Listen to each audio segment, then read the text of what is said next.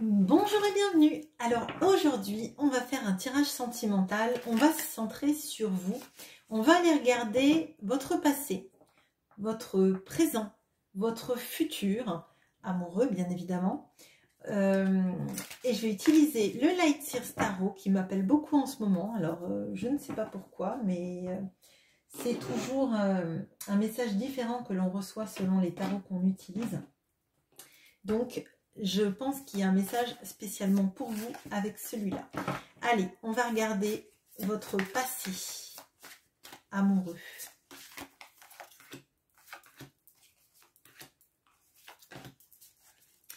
Votre présent. Alors, ça peut être quelque chose que vous vivez actuellement. Ça peut être aussi ce qui est en train de se dérouler, ce qui est en train de s'amorcer. Donc, ce serait un futur très proche. Si ce n'est pas quelque chose que vous avez là, ça va être peut-être dans les jours, semaines à venir, pas plus loin. Et votre futur probable. Bien évidemment, vous restez maître, maîtresse de votre futur, des portes que vous empruntez. Là, c'est le plus probable que les cartes nous amènent. Il y aura une carte de plus. Allez, on va regarder avec l'oracle d'Isawat. Alors, votre passé, votre présent et votre futur. Hop. Allez. Si ce tirage ne vous parle pas, n'hésitez pas à aller faire un tour sur la chaîne. Il y a sans doute plein de vidéos qui sont faites pour vous. Alors, votre passé.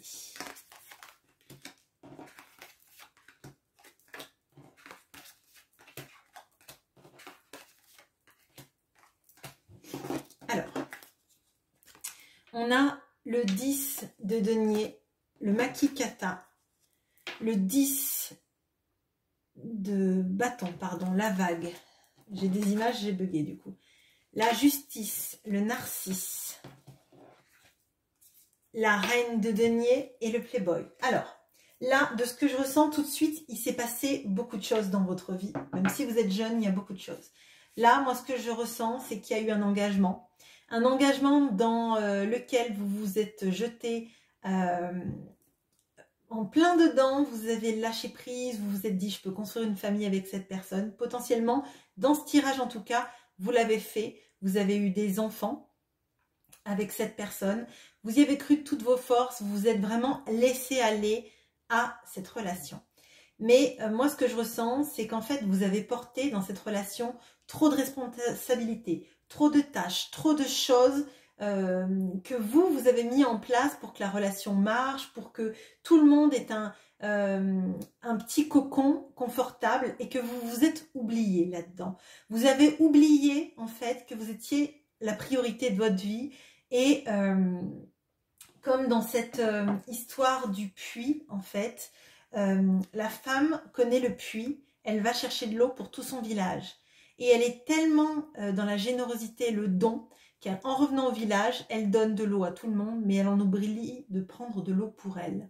Et malheureusement, eh bien, comme c'est la seule à connaître ce puits et qu'elle n'a pas d'eau pour survivre, elle décède.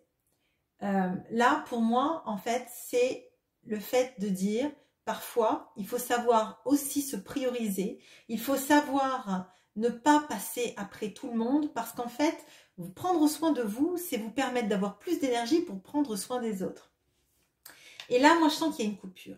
C'est trop, je porte tout, je suis là pour tout le monde, je porte tout le monde à bout de bras, je ne reçois pas forcément d'attention à la hauteur de ce que je donne. Je ne parle pas des enfants parce que les enfants, bon, ben on fait tout pour eux et c'est bien normal.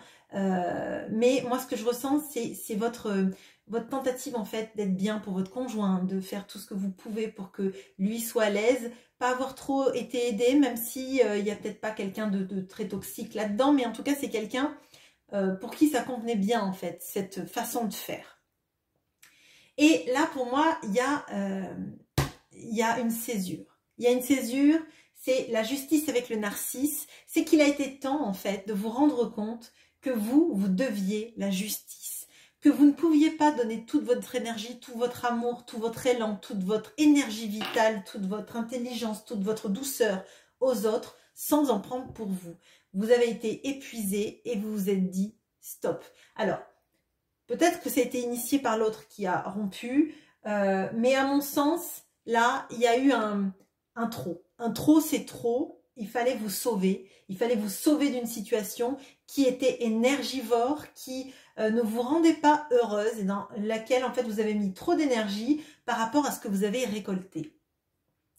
Et vous avez commencé à vous occuper de vous-même, à vous dire qu'en fait, vous ne deviez rien à personne et que vous pouviez avoir une carrière, vous pouviez gérer vos enfants, vous pouviez rencontrer des gens. Alors, moi, je vois des relations un peu sans lendemain, des personnes pas forcément extrêmement solides d'un point de vue de l'engagement, en tout cas. Mais je pense que ça vous a fait du bien à un moment donné de se dire, ben, au moins je peux plaire encore, j'étais pas forcément que la personne mariée ou en couple, je peux être aussi une femme ou un homme à part entière et séduire, plaire et être dans ma vie en fait et être confortable sans pour autant délaisser mon rôle de mère ou de père, hein, c'est vous qui voyez ça, mais moi je le ressens très fort sur ça. Maintenant, ce qui se passe à l'heure actuelle.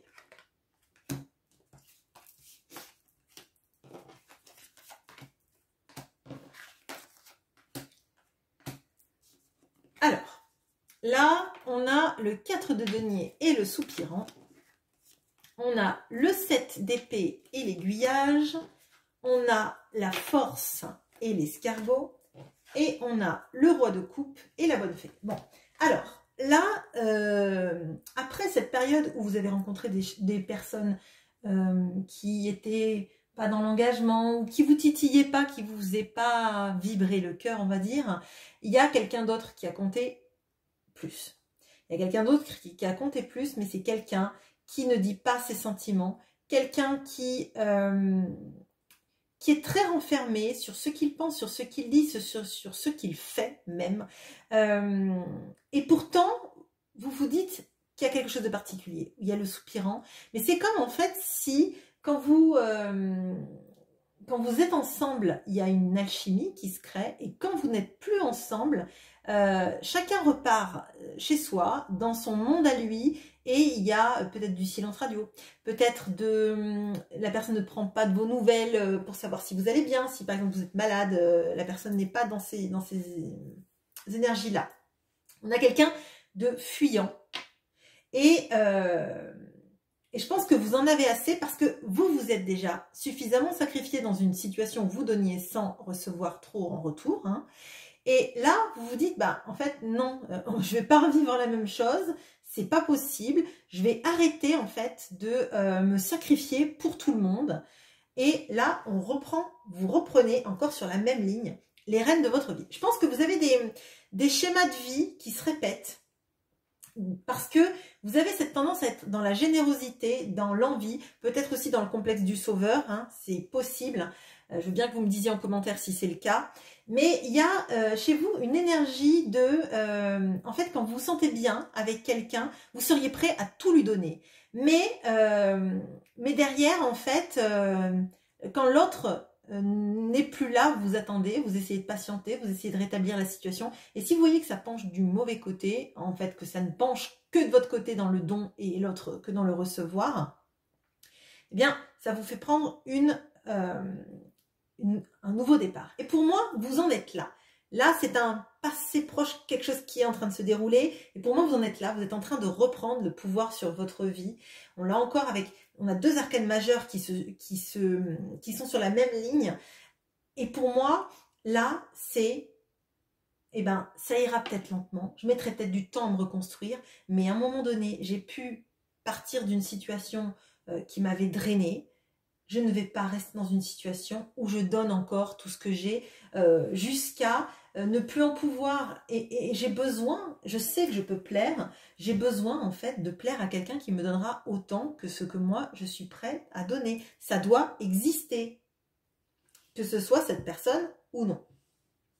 Et à mon sens, là, il y a quelque chose d'énergétique qui est en train de se dérouler pour vous, qui fait que, donc on a la bonne fée et le roi de coupe, et pour moi, sur votre chemin, là, il y a quelqu'un d'aimant qui est en train de se manifester. Alors peut-être que c'est vous, avec la loi d'attraction, qui manifestez ça. Peut-être que c'est tout simplement vos prises de conscience qui font que vous vous êtes transformé et que vous êtes maintenant capable d'accueillir sans vous sacrifier, d'accueillir quelqu'un qui vous donnera vraiment de l'amour. Alors ça paraît peut-être bête comme ça, hein, mais quand on est quelqu'un qui se sacrifie ou qui a le complexe du sauveur, on a besoin de sauver les gens et on oublie de se sauver soi-même. Et là, pour moi, il y a un gros twist qui s'est fait chez vous, de comprendre que vous aussi, vous méritez non pas d'être sauvé, mais d'être aimé à votre juste valeur parce que vous le valez bien et que tous les sacrifices, en fait, c'est un poids pour vous, c'est un poids pour l'autre et qu'on ne peut pas être aimé quand, en fait, on est en une sorte de dépendance affective, en fait.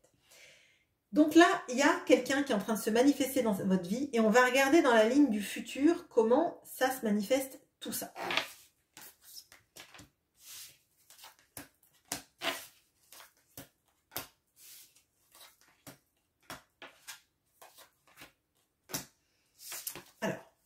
On a le 6 de denier et les bonbons. On a l'as de coupe, la joie. On a le 3 de coupe, les hyènes. On a la tempérance, la bûche. Et on a le 9 d'épée, la déception. Bon, alors, bon. Ça a commencé super bien, la ligne. Bon, on va regarder tout ça. Après, moi, ce que je ressens, c'est qu'il y a quelque chose qui se passe ici, de majeur, mais que le sachant, peut-être que vous arriverez à l'éviter. On va voir ensemble. Alors, déjà, je vous ai dit, vous avez changé, vous êtes transformé, vous avez pris conscience du fait que vous méritez d'être aimé et de par cela, vous allez attirer quelqu'un qui est quelqu'un d'aimant. Bon. Quelqu'un qui est aimant et quelqu'un qui est sur le don aussi, qui est sur la réciprocité, qui est sur le fait de ne pas garder, comme gardait ce 4 de pentacle, ce que vous lui donniez, mais de transformer ce que vous lui donnez pour vous donner aussi une sorte de troc. Alors c'est pas très joli, hein, je le reconnais, mais dans le mot c'est mal choisi, mais il y a une notion de réciprocité de l'engagement, réciprocité des dons, réciprocité de l'envie de vous faire du bien. On voit que c'est un amour très fort, très particulier, qui va vous rendre très heureuse, sans doute bien plus que vous ne l'avez été jusqu'à présent. Avec cet as de coupe, on a la notion du Graal, on a la notion d'un amour qui vous fait vous sentir mieux que jamais et qui vous remplit de joie. Et pour moi, vous êtes sur des grands moments de joie, tous les deux, vis-à-vis de ça, vis-à-vis de cet amour qui vous chamboule, où vous vous sentez enfin avec quelqu'un qui vibre comme vous, en fait, qui a envie des mêmes choses que vous, et de construire quelque chose ensemble. Là, ça se gâte. On a les hyènes et le 3 d'épée. Et pour moi, là, pour les personnes pour qui ça va résonner, il y a une rupture qui va intervenir à cause de l'entourage. Bon. Alors, c'est pas joli comme ça, mais je pense que quand on est au courant des choses, qu'on les voit arriver, qu'on les sent arriver, sans être dans le contrôle de sa vie, mais il y a des choses sur lesquelles vous pourrez vous méfier, peut-être des situations que vous pourrez gérer de la meilleure manière qui soit, avec du dialogue, de l'empathie, avec de l'intelligence et de la finesse d'esprit aussi.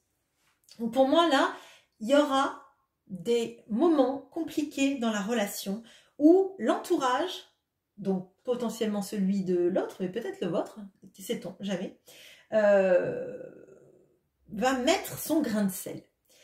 Et c'est une situation compliquée parce que c'est une situation très difficile pour vous deux, ce qui me fait dire que quand on passe d'un as de coupe avec un roi de coupe à un 3 d'épée comme ça où le cœur est brisé, c'est qu'à un moment donné, il y a des personnes qui se sont mêlées, qui ont mis la zizanie entre vous, mais il n'y a rien d'irrécupérable. Moi, je vois pas un as de coupe ne peut pas se transformer en 3 d'épée à cause de yen s'il y a un dialogue constructif. Bon, on a effectivement ce dialogue, cette tentative d'apaisement avec la bûche, ce qui me fait dire que si vous ne gérez pas à ce moment-là, quand vous allez sentir qu'il y a une influence trop forte de l'entourage qui cherche à vous séparer, si à ce moment-là, vous n'avez pas un dialogue équilibré, bienveillant et posé avec cette personne, il va y avoir des embûches sur votre chemin et la communication va faire que effectivement vous irez vers ce 3 d'épée. Pour moi, c'est vraiment évitable. Cet avenir-là me paraît évitable, vraiment. C'est comme ça que je le ressens. Pour moi, il y a beaucoup de mental, il y a beaucoup d'énergie tierce qui ne représente pas forcément une femme. Peut-être que c'est l'ex-femme de monsieur, hein, peut-être, mais peut-être que c'est sa famille, peut-être que ce sont ses amis, etc. Et à mon sens, là, il y a beaucoup de mental, donc il ne faut pas que vous vous laissiez enfermer votre relation dans votre mental, dans votre déception à ce que peut-être l'autre suive momentanément, en tout cas, s'il n'y a pas le dialogue entre-temps, la vie des autres et pas votre amour. C'est peut-être qu'il va falloir à ce moment-là, et j'ai la tempérance qui est l'arcane majeur ici, de cette ligne, qui dit que la communication, elle risque d'être compliquée, elle risque d'avoir des heurts, et c'est que la petite bûche en fait. C'est le plus petit des obstacles de l'oracle d'Isawat.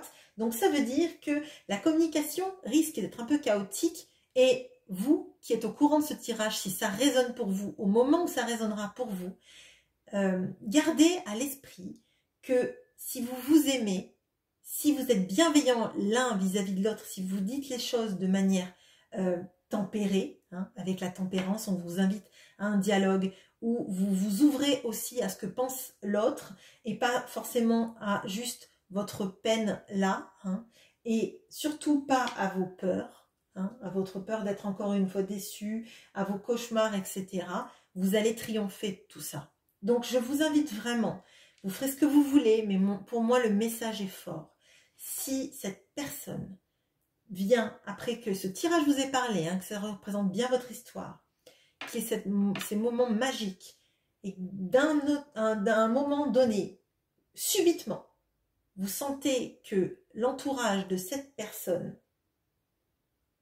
est trop présent, est diffamatoire, et s'immisce dans votre vie, je vous invite à en parler avec douceur, avec tendresse, avec respect à cette personne pour éviter d'être dans un 3 d'épée, parce que là, vous seriez malheureux tous les deux et il y a de belles choses pour vous.